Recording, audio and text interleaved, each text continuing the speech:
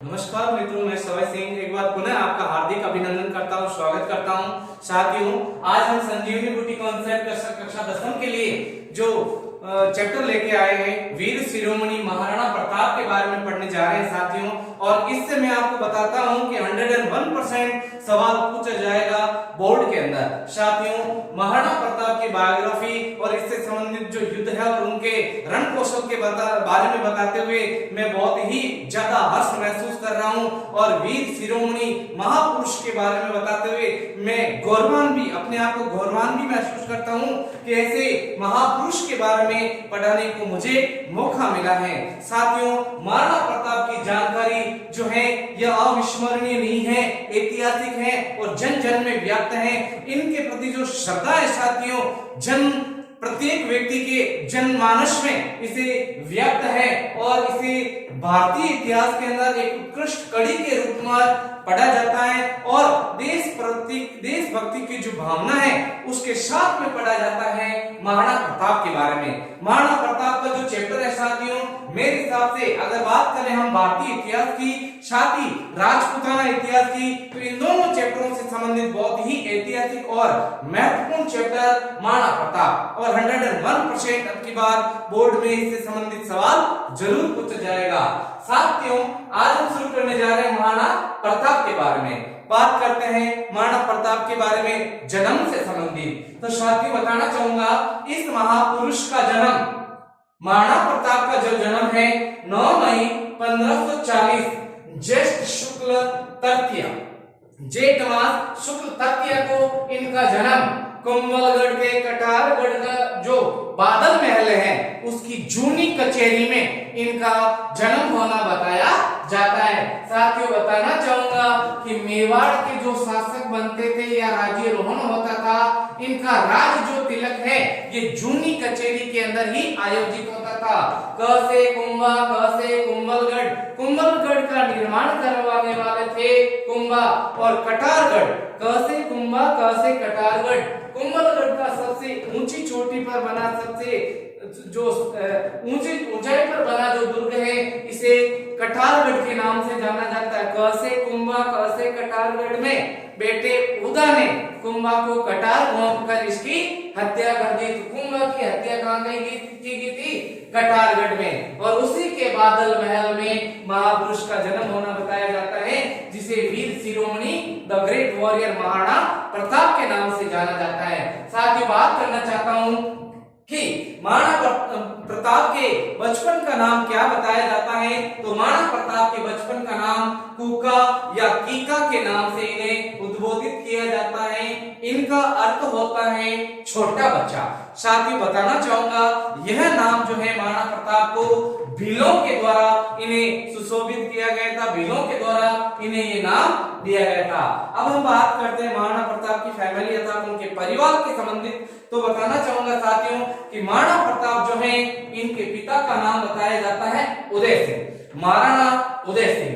महाराणा उदय सिंह जो है इनकी 2 पत्नियों का जिक्र हमें पढ़ने को मिलता है। एक का नाम जयवंताबाई और दूसरे का नाम धीरबाई भट्टियानी।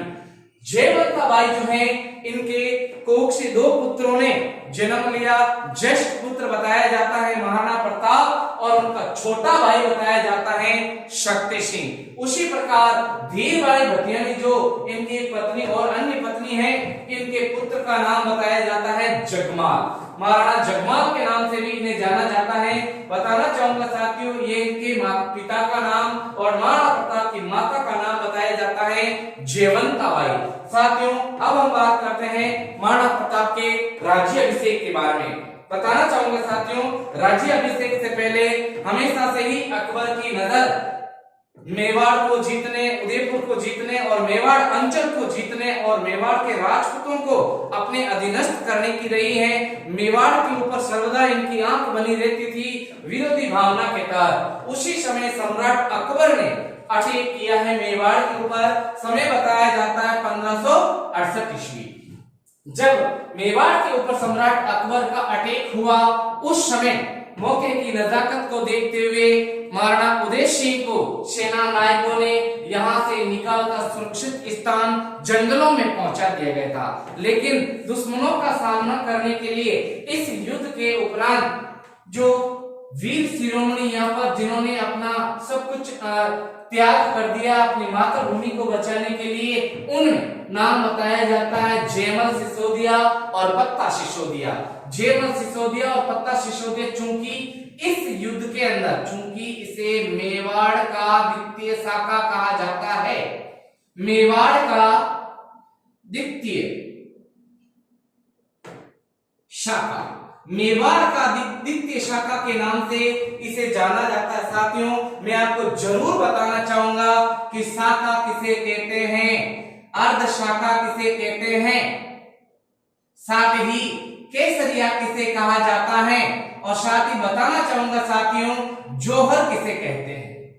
ध्यान से सुनना आपने को साथियों का एक महल जिसका ये आउट ऑफ सर्कल अर्थात ये इसकी प्राचीर यानी बाउंड्री या सीमा हो गई या किले बंदी हो गई, किले बंदी भी कह सकते हो, इसको दीवार भी कह सकते हो, जो मजबूत पत्थरों को बहुत चौड़ी दीवार बनाई जाती थी, 20 हाथ चौड़ी दीवार बनाई जाती थी, जिस पर 5 से 7 सैनिक, घुड़सवार सैनिक आराम से इसके ऊपर भ्रमण कर सकते थे, गश्त लगा सकते थे। अब समझना साथियों, ये महल है, इस महल को चारों तरफ से दुश्मन सेनाओं ने घेर लिया और घेराबंदी कर दी। इतिहास गवाह है साथियों, मेवाड़ के क्षेत्रों को जीतने के लिए, मारवाड़ के क्षेत्रों को जीतने के लिए बहुत सारे आक्रमणकारियों ने कई बार 7 वर्ष, कई बार 6 वर्ष, कई बार महीनों तक घेरा डाल के रखा था। घेरा डालने का औचित्य ये बताया जाता है कि महल में निवास करने वाले लोगों के रसद सामग्री का हाश हो जाना, खत्म हो जाना। रसद सामग्री का अर्थ होता है खाने पीने की वस्तुएं। तो जब किसी भी आक्रामक सेना के द्वारा जब महल को घेर लिया जाता है, तो घेरने के उपरांत ये जो महल है, महल के राजा को बड़े नियम, बड़े जो फैसले हैं वो लेने पड़ते हैं, क्योंकि दुश्मन सेना जो है इसे चारों तरफ से घेर कर खड़ी है। ऐसी स्थिति में जब राजा को पता चल जाता है कि उसकी सेना हारने वाली है, तब राजा अपने वीरों के साथ में केसरिया वस्त्र धारण करके आउट ऑफ सर्किल प्राचीर के बाहर आकर खड़े हो जाते हैं। जैसे ही अटैक होता है, यह दुश्मनों के साथ में दो हाथ करते हुए जब ये शहीद हो जाते हैं, तो उसे कहते हैं साथियों केसरिया। जब शहीद हो जाते हैं, वीर पुरुष शहीद हो जाते हैं, उस समय 2 प्रकार के झंडे लहराए जाते हैं। साथियों ध्यान रहे, एक झंडे का अर्थ होता है केसरिया और एक झंडे का अर्थ होता है आपके ब्लैक। ब्लैक झंडे का अर्थ होता है राजा द्वारा हार घोषित करना, राजा हार जाना, और केसरिया का अर्थ होता है राजा को जीत नसीब होना। जब ब्लैक झंडा फहराया जाता है तो अंदर बैठी हुई जनाना अर्थात महिलाओं को पता चल जाता है कि वीर लोग जो है, वीर पुरुष है, वो युद्ध क्षेत्र के अंदर काम आ गए हैं। ऐसी स्थिति में दुश्मन सेना के हाथ लगे, इससे अच्छा है अपनी इज्जत आबरू को बचाने के लिए ये वीरांगनाएं कपड़ों की, वस्त्रों की या फिर अन्य सामग्री की होली जलाकर अपने आप को अंदर स्वाहा कर देती थी। उसे जौहर कहा जाता है। और अगर इन दोनों में से केसरिया और जौहर दोनों में से एक कार्य हो, उसे अर्ध शाखा कहते हैं। संपूर्ण दोनों कार्य हो, उसे शाखा के नाम से जाना जा सकता है। साथियों आगे बढ़ते हैं अपने चैप्टर की तरफ। बताना चाहूंगा कि इस अटैक के अंदर केसरिया करने वाला था जयमल और पत्ता सिसोदिया। इन दोनों की वीरता से प्रसन्न होकर सम्राट अकबर ने इन दोनों की गजारूढ़ प्रतिमा अपने दुर्ग फतेहपुर सीकरी के लाल किले के द्वार पर इनको सुशोभित किया था। बताना चाहूंगा इस अटैक के अंदर जौहर व्रत किसने धारण किया, तो जौहर व्रत का निदान करने वाली थी फूल कंवर। फूल कंवर ने जौहर व्रत को धारण किया और रिजल्ट ये निकला कि महाराणा उदय सिंह जंगलों में सुरक्षित चले गए और अपनी नई राजधानी बनाई, जिसे गोकुंदा के नाम से जाना जाता। गोकुंदा को अपनी राजधानी बनाई और महाराणा उदय सिंह के बाद में जो उनका पुत्र राजा बनता है महाराणा प्रताप के बारे में अब हम बायोग्राफी शुरू करने जा रहे हैं। बात करते हैं राज्याभिषेक की। महाराणा प्रताप का जो राज्याभिषेक है ये 2 बार आयोजित किया गया था साथियों। एक बार जो प्रथम बार जो आयोजित किया गया था ये 1 मार्च 1572 ईस्वी के अंदर गोगुंडा में आयोजित किया गया था। सवाल पूछ ले जाए किन किन लोगों की मौजूदगी में ये राज्याभिषेक आयोजित किया गया था, तो बताना चाहूंगा साथियों, कृष्णदास चूड़ावत और अखेराज सोनग्रा। अखेराज सोनग्रा जो महाराणा प्रताप के नाना थे, उनकी देख रेख में यह राज्याभिषेक अवसर पूरा सुनिश्चित तरीके से सफल रहा। नाना अखेराज सोनग्रा ने अपनी उंगली से रक्त निकालकर महाराणा प्रताप का राज्याभिषेक किया और द्वितीय बार जो अभिषेक हुआ है ये हुआ है कुंभलगढ़ के अंदर। कुंभलगढ़ में यह अभिषेक विधिवत रूप से सुनिश्चित तरीके से ये राज्याभिषेक हुआ और सन 1572 ईस्वी के अंदर इसको अंजाम दिया गया था। सवाल पूछा गया मारवाड़ के किस शासक ने महाराणा प्रताप के राज्याभिषेक में भाग लिया, पार्टिसिपेट किया, तो नाम आता है चंद्रसेन। चंद्रसेन जिसे भोला बिसरा भोला भटका शासक भी कहते हैं, चंद्रसेन जिसे मारवाड़ का महाराणा प्रताप भी कहते हैं। चंद्रसेन और महाराणा प्रताप 2 ऐसे राजपूताने के वीर शिरोमणि पुरुष हुए जिन्होंने मुगलों की अधीनता कभी भी स्वीकार नहीं की। आगे बढ़ते हैं साथियों, बात करते हैं महाराणा प्रताप के विवाह की। महाराणा प्रताप का जो विवाह है ये रामरख पंवार की पुत्री अजुदे के साथ में इनका विवाह हुआ और इनका पुत्र जो बना है उसे अमर सिंह के नाम से जाना जाता है। अब हम बात करते हैं अकबर के सैन्य अभियान के बारे में। सम्राट अकबर जो हाइट में छोटा शासक बताया जाता है, सम्राट अकबर की जो तलवार है ये हमें बीकानेर के जो म्यूजियम है उसके अंदर देखने को मिलती है। छोटी तलवार का आशय स्पष्ट होता है कि हाइट ज्यादा न होने के कारण अकबर स्वयं छोटी तलवार रखता था। स्वयं अकबर जो है ये महाराणा प्रताप के सामने आने से डरता था क्योंकि बहुत ही महत्वपूर्ण रखता है इनका शरीर, क्योंकि शरीर काया रूपी जो इनकी जो काया बताई जाती है महाराणा प्रताप की हष्ट पुष्ट मानव शरीर, जिसके कारण अकबर स्वयं इनके सामने आने से डरता था। अकबर द्वारा महाराणा प्रताप को अपने अधीनस्थ करने के लिए, झुकाने के लिए 4 शिष्टमंडल भेजे। साथियों कई बार सवाल पूछा। नंबर 1, इन शिष्टमंडलों में सबसे पहले भेजा गया है जलाल खां कोर्ची और ये भेजा गया शिष्टमंडल 1572 ईस्वी में। बताना चाहूंगा साथियों ये शिष्टमंडल असफल रहा। आगे बढ़ते हैं मिर्जा राजा मान सिंह जिसे सम्राट अकबर के द्वारा सेना नायक बनाया गया था। सेना नायक बनाने के कारण मुगल सेना इसके साथ में कॉम्बिनेशन नहीं बना सकी, जिसके कारण इस युद्ध का अनिर्णायक होना बताया जाता है। बात करते हैं नंबर 3। तीसरे नंबर पर जो शिष्टमंडल भेजा गया वो भेजा गया है भगवंत दास का, जो भेजा गया 1573 ईस्वी में, जो असफल घोषित हुआ। और चौथा और अंतिम शिष्टमंडल भेजा गया टोडरमल के नेतृत्व में 1573 ईस्वी में, ये भी असफल रहा। इसके कारण अब महाराणा प्रताप को अधीनस्थ करने के लिए एक ही रास्ता बचा है, the battle of Haldi Ghati का रोमांचक युद्ध। हल्दी घाटी कहां पड़ता है, किस मैदान में, कौन सी नदी के किनारे है और कौन सी तलैया से होकर उस मार्ग को चेस करते हुए हल्दी घाटी पहुंचा जा सकता है, तो बताना चाहूंगा साथियों हल्दी घाटी के अंदर पहुंचने के लिए ऐसा संकड़ा मार्ग है कि 2 घोड़े आसानी से, 2 घोड़े मतलब एक साथ उसमें नहीं घुस सकते हैं भागते हुए।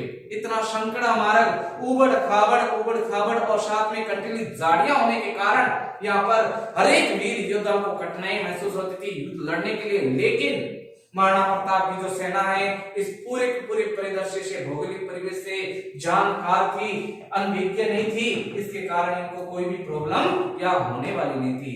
जितना भी बड़ी समस्या आई है मेवाड़ के ऊपर, मेवाड़ का जो भौगोलिक अंचल है इन्होंने मेवाड़ के शासकों की हमेशा से रक्षा की। साथियों बताना चाहूंगा हल्दी घाटी का जो युद्ध है ये 18 जून 1576 ईस्वी को ये युद्ध लड़ा गया था। मैदान का नाम बताया जाता है, जो मैदान जो बताया जाता है, यह मैदान जो हल्दी घाटी का मैदान खमनोर तहसील जिला राजसमंद। और बनास नदी के किनारे रक्त तलई जो कांटेदार मार्ग है घुमावदार, उससे होकर पहुंचा जा सकता है हल्दी घाटी को। अब हम बात करते हैं हल्दी घाटी का जो युद्ध हुआ है, प्रसिद्ध युद्ध, इस युद्ध को और किस किस नाम से जाना जा सकता है? तो नंबर 1, इस युद्ध को कहा जाता है मेवाड़ की थर्मोपली, और यह नाम देने वाला था कर्नल जेम्स टोड, जिसे घोड़े वाला बाबा भी कहा जा सकता है। और सर्वेक्षण डायरेक्टर बनाया गया था कर्नल जेम्स टोड ने the annuls and the antiquities of Rajasthan नामक पुस्तक में राजस्थान के बहुत सारे किलों का और इतिहास का वर्णन कर्नल जेम्स टोड ने किया था। बहुत सारे अभिलेख शिलालेख जाते वक्त ये अपने साथ में इंग्लैंड लेकर चला गया था, जिसमें से एक मान मौर्य का शिलालेख बीच रास्ते में समुद्र में फेंक दिया था, जिसके कारण मान मौर्य यानी मौर्य साम्राज्य की राजस्थान की ऐतिहासिक जानकारी हमें नहीं मिलती है। ये जो थर्मोपली शब्द आया है, इसका जुड़ाव है यूनान से। कई बार सवाल पूछा जा सकता है। आगे बढ़ते हैं। नंबर 2, दूसरा इस युद्ध का नाम बताया जाता है गोगुंदा। गोगुंदा इस युद्ध को कहने वाला था बंदायनी। बंदायनी के ग्रंथ का नाम है मुंतखाबुल त्वारिक। इस ग्रंथ में आंखों देखा हाल बयां किया है बंदायनी ने, और ये प्रत्यक्ष वर्णन करता है हल्दी घाटी के युद्ध का। बात करते हैं अगला युद्ध, इसे अन्य नाम खमनोर का युद्ध। खमनोर का युद्ध जो है, इसे कहने वाला था अबुल फजल ने अपने ग्रंथ आईने अकबरी में इस युद्ध को नाम दिया है the battle of Khamnor, Khamnor का युद्ध। साथियों, अब हम बात करते हैं the battle of Haldi Ghati. Haldi Ghati के युद्ध के बारे में सविस्तार रूप से हम बात करने जा रहे हैं साथियों, और इनमें हमने अकबर और महाराणा प्रताप दोनों का पक्ष साथ में लेते हुए इनको इक्वलाइजर रूप में हमें पढ़ना है। साथियों, मैं बताना चाहूंगा कि इस युद्ध के अंदर भाग लेने वाले अकबर के हाथी का नाम भी पूछा जा चुका है साथियों। तो हाथी का नाम बताया जाता है मर्दाना। और अगर हम बात करें महाराणा प्रताप के हाथी का, तो वीर शिरोमणि भक्त शिरोमणि जो हाथी का नाम बताया जाता है, जिसका नाम है राम प्रसाद। चूंकि मैं बताना चाहूंगा साथियों, इस युद्ध के दौरान राम प्रसाद जो हाथी हैं, ये मुगलों के हाथ लग गया, और मुगल अकबर स्वयं इसको यहाँ से ले जाकर इसे दिल्ली ले गया। और दिल्ली ले जाने के बाद में मैं बताना चाहूंगा साथियों कि हाथी ने भी अपनी स्वामी भक्ति का एक एग्जाम्पल दिया, और मुगल दरबार और मुगल साम्राज्य में रहते हुए राम प्रसाद ने मुगलों का एक अन्न भी नहीं खाया, और 15 दिन बाद में राम प्रसाद की मृत्यु हो गई। राम प्रसाद को यहाँ से दिल्ली ले जाने आगरा ले जाने के बाद में सम्राट अकबर ने इनका नाम रखा था पीर प्रसाद। और बात करें अगर महाराणा प्रताप के अन्य हाथी का नाम, तो नाम बताया जाता है लूणा। अब हम बात करते हैं ये जो युद्ध हुआ हल्दी घाटी का, इस युद्ध के लिए सम्राट अकबर की जो राजा मानसिंह के नेतृत्व में जो सेना थी, इसने किस दुर्ग में रहते हुए हल्दी घाटी युद्ध की योजना बनाई? तो साथियों, बताना चाहूंगा युद्ध नीति जो बनाई गई है, ये नीति बनाई गई सम्राट अकबर के कोषावर्धन दुर्ग जो है, इस दुर्ग में जहां पर कोष रखा जाता था, खजाना रखा जाता था, जिसे मेघनी दुर्ग के नाम से जाना जाता है। यह दुर्ग है अजमेर में। साथियों, बताना चाहूंगा मिर्जा राजा मान सिंह के द्वारा जो नेतृत्व हो रहा था अकबर की सेना का, इस सेना का जो ये युद्ध नीति बनाया गया था, इस युद्ध नीति के अंदर पहाड़ी युद्ध जो प्रशिक्षण है उसे सीखने के लिए ये युद्ध शिविर लगाई गई थी। बताना चाहूंगा साथियों कि महाराणा प्रताप के जो सेना नायक हैं, इन्होंने जो ये युद्ध नीति बनाई है मुगलों के खिलाफ, ये बनाई है कुंभलगढ़ के दुर्ग के अंदर। तो अकबर की तरफ से युद्ध नीति क्रियान्वयन की गई थी मेघजी दुर्ग में, और महाराणा प्रताप की तरफ से युद्ध नीति का अवलंबन किया गया था कुंभलगढ़ दुर्ग के अंदर। बताना चाहूंगा साथियों कि युद्ध क्षेत्र जो है, तो युद्ध क्षेत्र के अंदर जो सुनियोजित सेना है, तो सेना के आगे वाले भाग को क्या कहते हैं, मध्य वाले भाग को क्या कहते हैं, और अंतिम भाग को क्या कहते हैं? तो बताना चाहूंगा साथियों कि सेना के आगे वाले भाग को हरावल कहा जाता है, मध्य वाले भाग को ढोलान कहा जाता है, और सबसे सैनिकों की सबसे अंतिम जो पंक्ति है उसे चंदावत के नाम से जाना जाता है। तो बताना चाहूंगा कि अकबर की तरफ से मिर्जा राजा मान सिंह सेनानायक जो है इसकी तरफ से हरावल का जो नेतृत्व को किसने किया था मुगल सेना का, तो हरावल का नेतृत्व किया था स्वयं मिर्जा राजा मान सिंह ने। अगर पूछ लिया जाए चंदावत का नेतृत्व, तो ये नेतृत्व किया था आसफ खान ने। आसफ खान इस सेना का सेना कमांडर बताया जाता है। बात करते हैं महाराणा प्रताप के सेना संगठन का, तो सेना संगठन में हरावल का कार्य जो किया है वो निभाया है दायित्व हकीम का शूर ने। साथ ही डोलान जो नेतृत्व किया था स्वयं महाराणा प्रताप ने डोलान का नेतृत्व किया था, और सेना की अंतिम पंक्ति अर्थात चंदावत के रूप में काम किया था पुंजाजी भील ने। साथ ही बताना चाहूंगा मेवाड़ का जो राज चिन्ह है, एक तरफ महाराणा प्रताप और दूसरी तरफ भील का जो चित्र है इस राज चिन्ह के अंदर अंकित किया था भीलों ने पुरजोर अपने स्वामी अर्थात शासकों का साथ दिया था बुरे वक्त के अंदर। बताना चाहूंगा साथियों कि हल्दी घाटी युद्ध के अंदर मुगल और राजपूतों के मध्य जो युद्ध हुआ था, इस सेना का सैन्य अनुपात क्या देखने को मिलता है हमें, तो बताना चाहूंगा कि मुगलों की सेना थी 3,20,000 और महाराणा प्रताप की सेना थी मात्र 80,000। सेना का जो अनुपात देखने को मिलता है हमें, ये था 4:1। बात करते हैं कि मुगल सेना की तरफ से इस युद्ध में जाने से पहले प्रथम शिविर जो कहां लगाया गया था, तो प्रथम शिविर लगाया गया मांडल में। मांडल में प्रथम शिविर लगाया गया, और उसके बाद में अंतिम जो शिविर लगाया गया था ये मोलेला गांव जो राजसमंद में पड़ता है, यहाँ पर ही शिविर लगाया गया था। और यहाँ पर आते आते इन्होंने जो प्रशिक्षण लिया सैन्य प्रशिक्षण, उसे पहाड़ी सैन्य प्रशिक्षण के नाम से जाना जाता है। बताना चाहूंगा साथियों, ये जो युद्ध हुआ है इस युद्ध के अंदर महाराणा प्रताप की सेना ने जो टेक्निक अपनाई है युद्ध लड़ने की, वो थी आपके मैदानी युद्ध प्रणाली। लेकिन इन राजपूतों की तरफ से जो युद्ध लड़ा जाता था, जो इन मुगलों को छकाने में कामयाब रहे, उसे गुरीला या छापामार युद्ध पद्धति के नाम से जाना जाता है। इसे छापामार या गुरीला युद्ध पद्धति के नाम से जाना जाता है।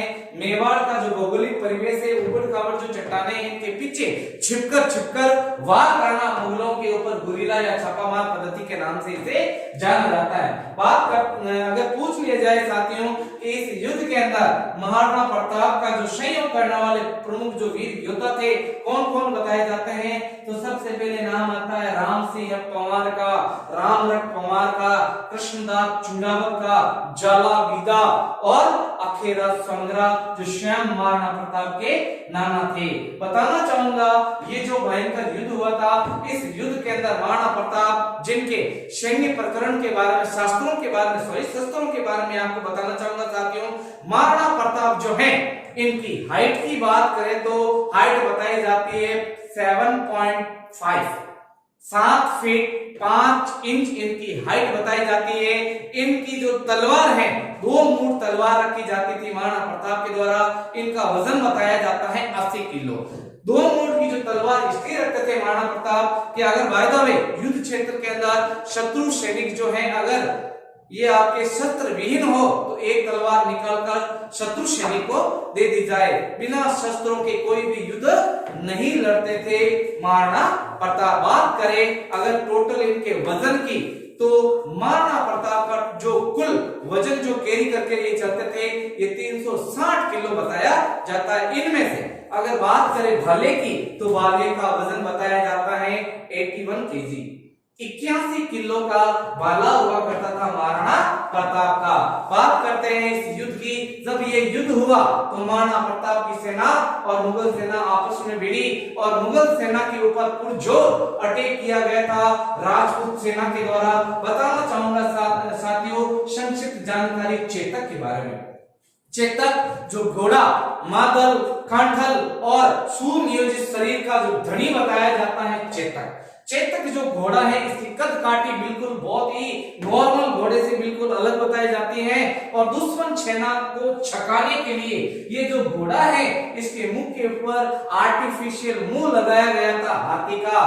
दूर से दौड़ते हुए मुस्लिम सेना को ये हाथी के रूप में प्रतीत होता था, इसके कारण उनका जो धैर्य है वो डावाडोल हो जाता था। जब ये अटैक हुआ, साथ ही बताना चाहूंगा इस अटैक के अंदर पुरजोर तरीके से महाराणा प्रताप ने राजा मान सिंह के ऊपर अपना अटैक किया भाले से। लेकिन बताना चाहूंगा साथियों, जब चेतक ने अपने आगे वाले पांव जब मर्दाना हाथी के सूंड पर रखे तो सूंड को सुरक्षा देने का जो कवच है उसमें लगे जहरीले खंजर से चेतक का पांव कट गया और चेतक घायल अवस्था में भी अपने मालिक को बचाने में कामयाब रहा। ये जो भाले से प्रहार किया गया, मान सिंह जो है ये हाथी के होज में छिप गया और हाथी का जो सारथी है ये पूरी तरीके से घायल हो गया बताया जाता है। बताया जाता है कि महाराणा प्रताप ने इस युद्ध के अंदर